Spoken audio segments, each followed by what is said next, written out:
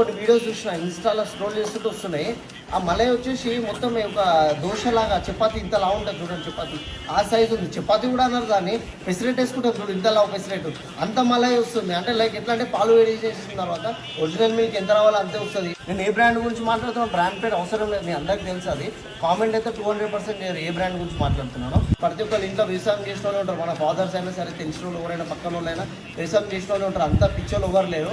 Sabse come దూద్ దేనే వాళ్ళ కొంచెం third వాళ్ళ అది అన్నిటికన్నా పాలు తక్కువ ఇస్తుంది, దాని దగ్గరనే చూద్దాం. ఎందుకంటే ఎక్కువ పాలు ఇచ్చేది కొంచెం పల్సగా ఉంటాయి, అన్నిటికన్నా తక్కువ ఇచ్చేది కొంచెం చిక్క ఉంటుంది. అదే చూద్దాం ఒకసారి. సో ప్రతి ఒక్కరికి తెలియాలని చెప్పేసి ఈ వీడియో చేస్తున్నా. సో తప్పుగా అనుకోకండి, ఏంటంటే రైతులు సఫర్ అవుతున్నారు మెయిన్ చెప్పాలంటే. వాళ్ళకి ఒక 1 రూపీ కష్టపడేదంతా మేము, సంపాదించేది కంపెనీ.